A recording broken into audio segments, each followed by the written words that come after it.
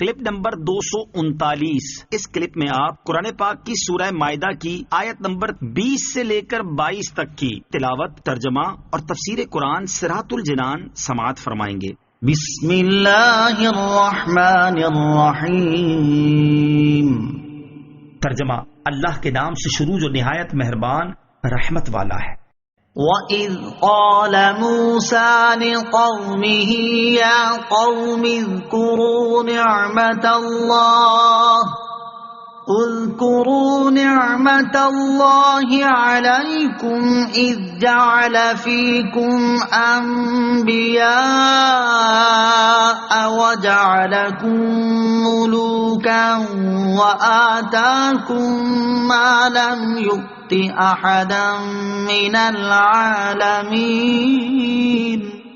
ترجمہ: اور یاد کرو جب موسیٰ نے اپنی قوم سے فرمایا، اے میری قوم، اللہ کا احسان اپنے اوپر یاد کرو جب اس نے تم میں سے انبیاء پیدا فرمائے اور تمہیں بادشاہ بنایا اور تمہیں وہ کچھ عطا فرمایا جو سارے جہان میں کسی کو نہ دیا۔ وَإِذْ قَالَ مُوسَىٰ لِقَوْمِهِ، اور جب موسیٰ نے اپنی قوم سے فرمایا، حضرت موسیٰ علیہ السلام نے اپنی قوم کو اللہ تعالیٰ کا شکر ادا کرنے کی تلقین فرمائی اور اس ضمن میں اللہ تعالیٰ کی عظیم نعمتوں کا ذکر فرمایا، اور بطور خاص 3 نعمتیں یہاں بیان فرمائی۔ نمبر 1، بنی اسرائیل میں انبیاء علیہ السلام تشریف لائے۔ نمبر 2، بنی اسرائیل کو حکومت و سلطنت سے نوازا گیا، بنی اسرائیل آزاد ہوئے اور فرعونیوں کے ہاتھوں میں قید ہونے کے بعد ان کی غلامی سے نجات پائی۔ دوسرا قول یہ ہے کہ ملوک یعنی بادشاہ سے مراد ہے خادموں اور سواریوں کا مالک ہونا۔ حضرت ابو سعید خدری رضی اللہ تعالیٰ عنہ سے مروی ہے کہ سرکار دو عالم صلی اللہ تعالیٰ علیہ وسلم نے فرمایا کہ بنی اسرائیل میں جو کوئی خادم اور عورت اور سواری رکھتا وہ ملک کہلایا جاتا ہے۔ نمبر 3، بنی اسرائیل کو وہ نعمتیں ملی جو کسی دوسری قوم کو نہ ملی، جیسے من و سلوہ اترنا، دریا کا پھٹ جانا، پانی سے چشموں کا جاری ہو جانا وغیرہ۔ میلاد منانے کا ثبوت اس آیت میں بیان کی گئی پہلی نعمت سے معلوم ہوا کہ پیغمبروں کی تشریف آوری نعمت ہے، اور حضرت موسیٰ علیہ السلام نے اپنی قوم کو اس کے ذکر کرنے کا حکم دیا کہ وہ برکات و ثمرات کا سبب ہے۔ اس سے تاجدار رسالت صلی اللہ تعالیٰ علیہ وسلم کا میلاد مبارک منانے اور اس کا ذکر کرنے کی واضح طور پر دلیل ملتی ہے کہ جب انبیاء بنی اسرائیل علیہ السلام کی تشریف آوری نعمت ہے اور اسے یاد کرنے کا حکم ہے، تو حضور اقدس صلی اللہ تعالیٰ علیہ وسلم کی تشریف آوری تو اس سے بڑھ کر نعمت ہے کہ اسے تو اللہ تعالیٰ نے خود فرمایا، لَقَدْ مَنَّ اللَّهُ عَلَى الْمُؤْمِنِينَ إِذْ بَعَثَ فِيهِمْ رَسُولًا۔ ترجمہ: بے شک اللہ نے مومنوں پر احسان فرمایا جب ان میں عظیم رسول مبعوث فرمایا، لہذا اسے یاد کرنے کا حکم بدرجہ اولا ہوگا۔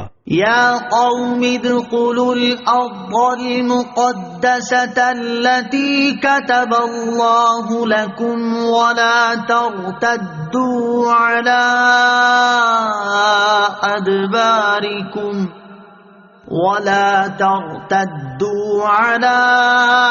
ادبارکم فتنقلبوا خاسرین۔ ترجمہ: موسیٰ نے فرمایا، اے میری قوم، اس پاک سرزمین میں داخل ہو جاؤ جو اللہ نے تمہارے لیے لکھ دی ہے، اور اپنے پیٹھ پیچھے نہ پھرو کہ تم نقصان اٹھاتے ہوئے پلٹو گے۔ یا قومی، اے میری قوم۔ حضرت موسیٰ علیہ السلام نے اپنی قوم کو اللہ تعالیٰ کی نعمتیں یاد دلانے کے بعد ان کو اپنے دشمنوں پر جہاد کے لیے نکلنے کا حکم دیا اور فرمایا کہ اے قوم، مقدس سرزمین میں داخل ہو جاؤ۔ اس زمین کو مقدس اس لیے کہا گیا کہ وہ انبیاء کرام علیہ السلام کی مسکن یعنی رہائش گاہ تھی۔ اس سے معلوم ہوا کہ انبیاء کرام علیہ السلام کی سکونت سے زمینوں کو بھی شرف حاصل ہوتا ہے اور دوسروں کے لیے باعث برکت ہوتی ہے۔ قلبی سے منقول ہے کہ حضرت ابراہیم علیہ السلام کوہ لبنان پر چڑھے تو آپ علیہ السلام سے کہا گیا، دیکھیے جہاں تک آپ کی نظر پہنچے وہ جگہ مقدس ہے اور آپ علیہ السلام کی اولاد کی میراث ہے۔ یہ سرزمین طور اور اس کے گرد و پیش کی تھی، اور ایک قول یہ ہے کہ تمام ملک شام اس میں داخل ہے۔ قالوا یا موسیٰ ان فیہا قوما جبارین وإنا لن ندخلها حتى يخرجوا منها فَإِن يَخْرُجُوا مِنْهَا فَإِنَّا دَاخِلُونَ۔ ترجمہ: قوم نے کہا، اے موسیٰ، اس سرزمین میں تو بڑے زبردست لوگ ہیں اور ہم اس میں ہرگز داخل نہ ہوں گے جب تک وہ وہاں سے نکل نہ جائیں، تو اگر وہ وہاں سے نکل جائیں تو ہم شہر میں داخل ہوں گے۔ ان فیہا قوما جبارین، بے شک اس میں تو بڑے زبردست لوگ ہیں۔ حضرت موسیٰ علیہ السلام نے بنی اسرائیل کو شہر میں داخلے کا حکم دیا تو قوم نے بزدلی کا مظاہرہ شروع کر دیا۔ اس آیت میں اور اس کے بعد کی آیات میں اسی کا بیان ہے۔